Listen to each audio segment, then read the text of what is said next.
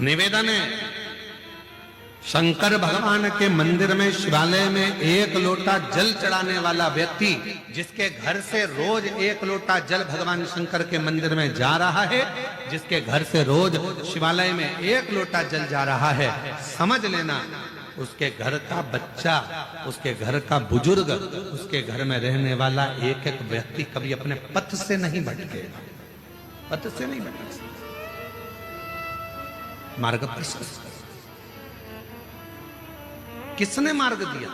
इंद्र तो मार्ग भटक गए थे। इंद्र तो एक सुंदर स्त्री के चक्कर में आ गए थे, और इंद्र जानते थे कि मैं गलत कर रहा हूं, पृथ्वी पर भ्रमण करने के लिए आया हूं, मृत्युलोक में भ्रमण करने के लिए आया हूं, पर एक स्त्री के चक्कर में इंद्र आ जाते हैं। और इंद्राणी को लगा कि मेरा पति कहां गया, इतने दिन हो गए, भटक गया, ना जाने कहां चले गया। ढूंढते ढूंढते मृत्युलोक में आ गई, और मृत्युलोक में ढूंढते ढूंढते इसी बस्तर क्षेत्र में इंद्राणी पहुंच गई, इसी बस्तर ढूंढते ढूंढते पार्वती मैया मिल गई, और मां जगतजननी ने कह दिया क्या चाहती हो? कहा मेरा पति मार्ग से भटक गया है, उसको मार्ग दिखाइए। पार्वती मैया ने कहा मार्ग दिखाने का काम मेरा नहीं, सतमार्ग बताने का काम तो देवाधिदेव महादेव का है, क्योंकि वो विश्व गुरु, जगत गुरु सब वही, वो मार्ग बता, जगत गुरु वही।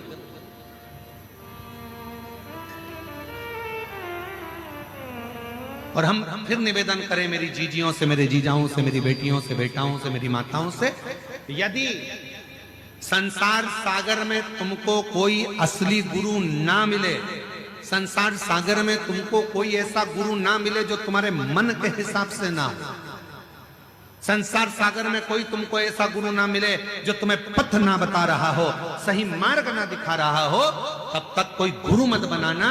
और आखिरी में भी अगर कोई गुरु ना मिले तो शंकर जी के मंदिर में जाना, एक बेलपत्र को सीधे हाथ में लेकर और श्री शिवाय नमस्तुभ्यम ओम नमः शिवाय बोलकर बाबा को बेलपत्र चढ़ाकर बाबा को ही अपना गुरु बना लेना, और उसी से गुरु मन बनना, उसी से।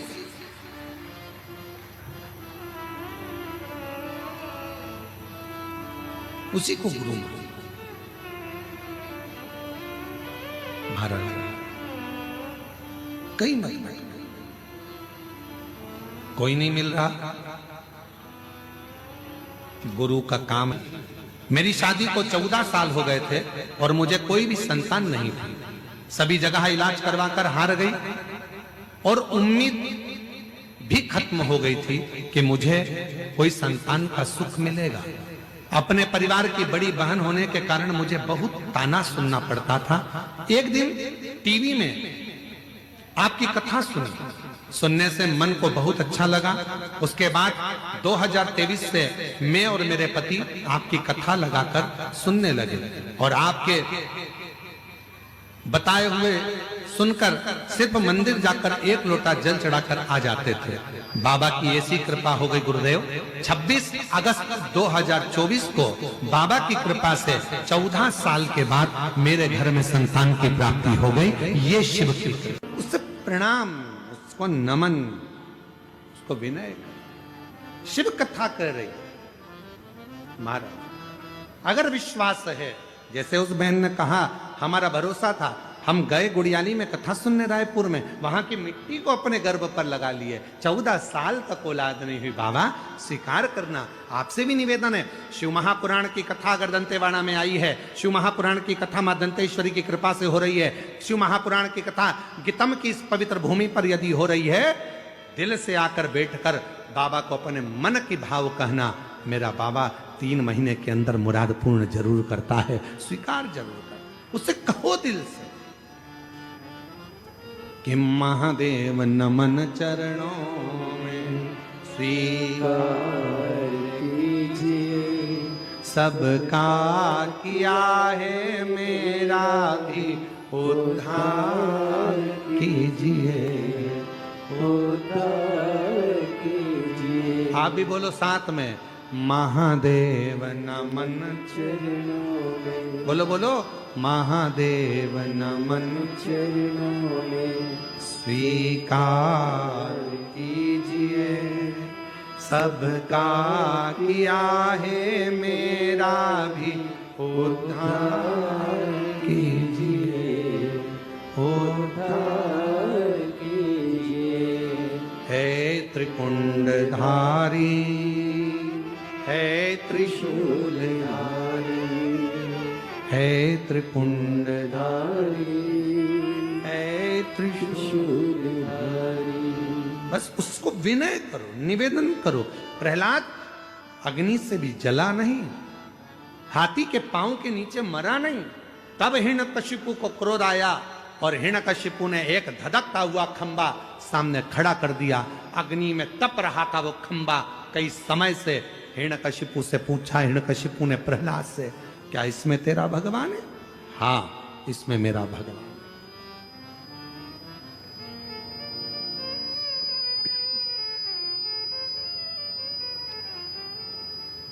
इसमें भगवान है?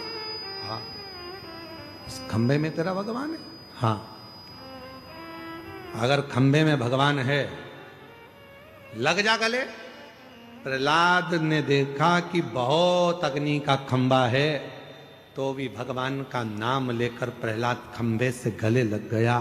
हिरण्यकशिपु को क्रोध आया तो गदा का प्रहार खंबे पर करने लगा और उसी में से नरसिंह भगवान प्रकट हो गए।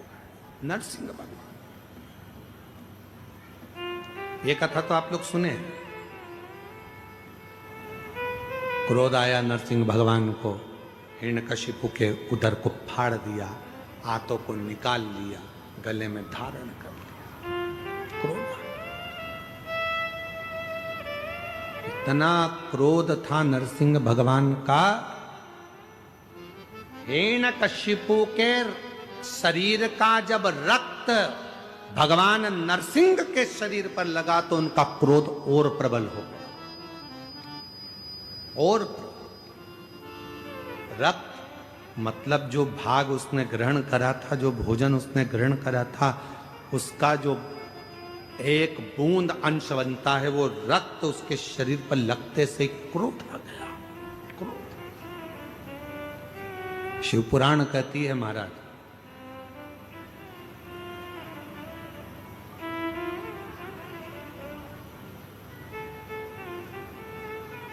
जैसा खाया अन्न, बोलो बोलो जम के बोलो, वैसा हो गया मन। जैसा पियो पानी, वैसी हो गई वाणी। और जैसा पिया दूध, वैसा बन गया बुद्ध। बुद्धि कैसे बनी है? दूध से। थैली का पियोगे तो थैली जैसे हो जाओगे, डब्बे का पियोगे तो डब्बे जैसे हो जाओगे, और गौ माता का अगर दूध पियोगे तो गाय जैसे निर्मल हो जाओगे। ये दूध पर आधार। कई लोग बोतल का दूध पी पी के, वो माताओं ने ऐसी आदत डाल दी है बोतल की, ना जाने वो बोतल कहां से आ गई। जन्म हुआ बच्चा, थोड़े दिनों तक तो माँ ने अपना स्तनपान कराया, और थोड़े दिन के बाद उसके हाथ में एक दूध की, अरे जम के बोलो, जम के जरा, बोतल पकड़ा दी। पहली बार ना जाने कौन से मुहूर्त में तुमने उसके हाथ में बोतल पकड़ाई थी। हाथ में आई दूध की बोतल, थोड़ा बड़ा हुआ तो स्कूल में आई पानी की बोतल, और बड़ा हुआ कॉलेज गया तो कोल्ड ड्रिंक की, बोलो बोलो बोलो बोलो जम के, कोल्ड ड्रिंक की बोतल। कोल्ड ड्रिंक की बोतल छूटी, फिर नहीं बोलूं तो अच्छा। वैसे ही सीहोर वाला महाराज बहुत बुरा है बोलने के मामले। और अब जब बोतल पकड़ ली तब गुरुजी के पास, गुरुजी इनकी बोतल छुड़ा दो। तो गुरुजी कहे उनकी मम्मी के पास जाओ जिन्होंने पकड़ाई थी, बचपन में पकड़ाई थी दूध की बोतल। उस दिन से ना जाने कौन से मुहूर्त में पकड़ी थी, और वो दूध की बोतल जब से पकड़ी तो आखिरी तक नहीं छूटी है। मेरा निवेदन है, पहले के बुजुर्ग चांदी की कटोरी होती थी, नी होती थी, तो तांबे की कटोरी में, कांसे की कटोरी में कांसे की चम्मच से, पीतल की कटोरी में पीतल की चम्मच से अपने बच्चों को धीरे धीरे दूध पिलाते तो उसमें वात्सल्यता होती थी।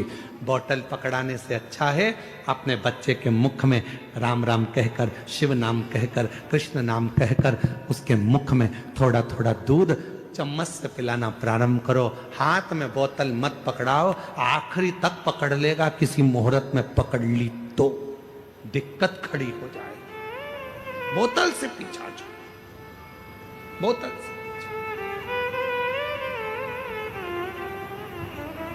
एक नशा जो कई लोग करते हैं, मदिरा का नशा, दारू का नशा, शराब का नशा, एक नशा। लोग कहते हैं कि नशा करने वाला बर्बाद हो जाता है। शिव महापुराण की कथा कहती है केवल नशा करने वाला अकेला बर्बाद नहीं होता है, जो नशा करता है उसका पूरा घर, उसके बच्चे, उसकी पत्नी, उसका कुटुंब, उसका परिवार सब बर्बाद हो जाता है। इसलिए इस व्यासपीठ से निवेदन करते हैं, नशा करने वालों से निवेदन करते हैं कि शिव महापुराण में अगर कुछ दान करना चाहते हो तो अपने नशे का दान दे दो कि मैं आज के बाद कभी नशा नहीं करूंगा, छोड़ता हूं। परिवार अच्छा था, घर में सब कुछ था, पत्नी भी अच्छी थी, बच्चे भी अच्छे थे, सारा परिवार ठीक था, बस एक काम गलत कर बैठा, एक पर स्त्री के संपर्क में आ गया। और हमने पहले भी कथा में काज फिर कहते हैं, पराई नारी और पराया धन जिंदगी को बर्बाद कर देता।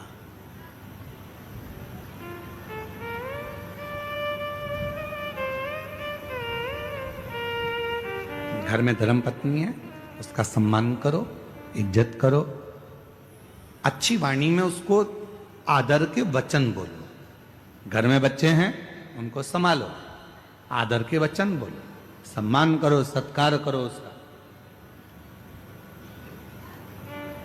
दूसरी नारी को आप इतना आदर देते हो, इतना प्रेम से बोलते हो, इतना स्नेह से बोलते हो, उतना ही प्रेम और स्नेह से घर की नारी से बोल लो ना, तो तुम्हारे लिए घी की चुपड़ी हुई रोटी रोज लाके धर दे, इतने प्रेम से। ना जाने पर वो वाणी कहां चली जाती, वो आदर के शब्द कहां चले जाते हैं, वो सम्मान के शब्द कहां चले जाते हैं, वो आदर के व्याख्यान कहां चले जाते हैं।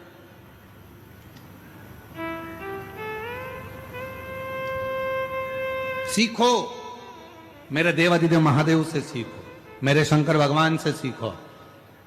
33 कोटि देवता में केवल एक देवाधिदेव महादेव ऐसे हैं जो अपनी पत्नी को पूर्ण आदर देते हैं। भगवान नारायण लक्ष्मी जी को अपने चरणों के पास रखते हैं।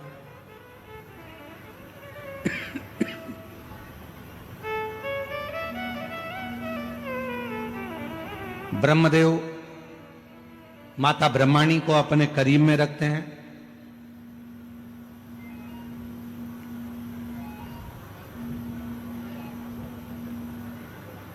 ब्रह्मदेव माता ब्रह्माणी को अपने करीब में रखते हैं। इंद्रदेव इंद्राणी को अपने करीब में रखते हैं।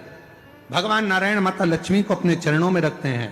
पर देव अधिदेव महादेव भगवान शंकर, अगर जमीन पर भगवान शिव बैठे हैं, भगवान शंकर का शिवलिंग अगर भूमि पर है, तो मेरे देव अधिदेव महादेव माता पार्वती को ऊंचे स्थान पर रखते हैं कि तू मुझसे ऊंची बैठना, मैं तो जहां हूं वो ठीक है। एक नारी का आदर क्या हो सकता है, एक नारी का सम्मान क्या हो सकता है, एक नारी का सत्कार कैसा होना चाहिए, एक नारी का आदर कैसा होना चाहिए, एक नारी का आदर सम्मान सत्कार कैसा होना चाहिए, ये देव अधिदेव महादेव बताते।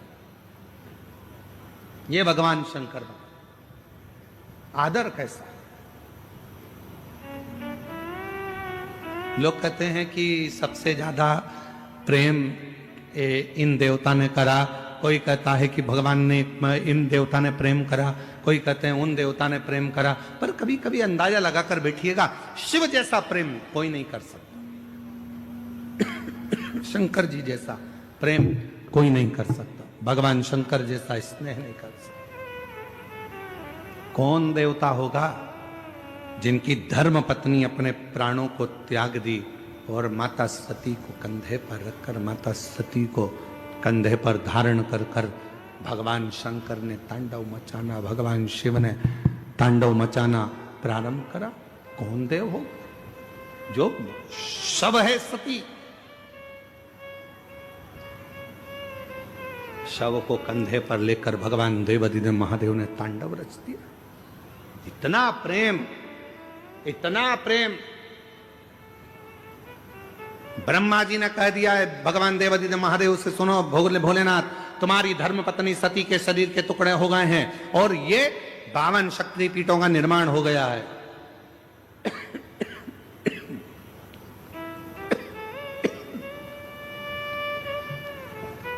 माता शक्ति के, सती के शरीर के टुकड़े हो गए और ये शक्तिपीठों का निर्माण हो गया है।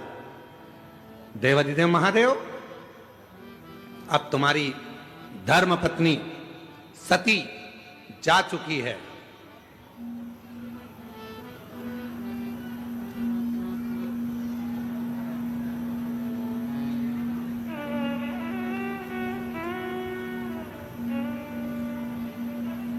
अब माता सती जा चुकी है। सुनो देवाधिदेव महादेव, अब आप सती को भूल जाओ। शंकर भगवान ने कहा मैं अपनी धर्म पत्नी सती को भूल नहीं सकता, मैं अपनी धर्म पत्नी सती को नहीं भूल सकता, और उसको तो मैं याद रखूंगा।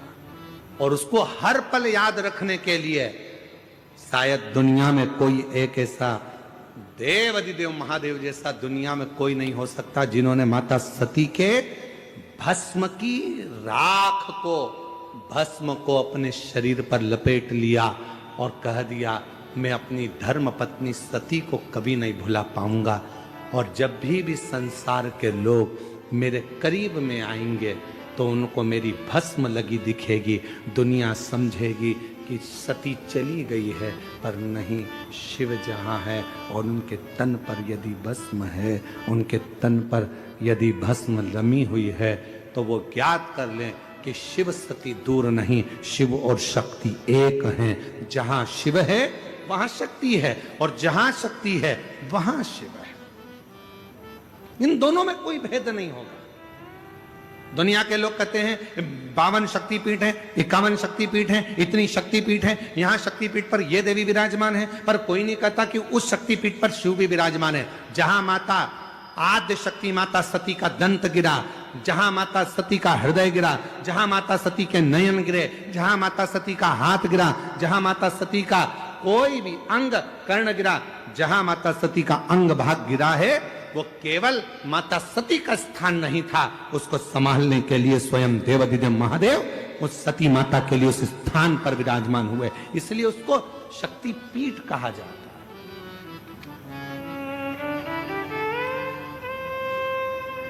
शक्ति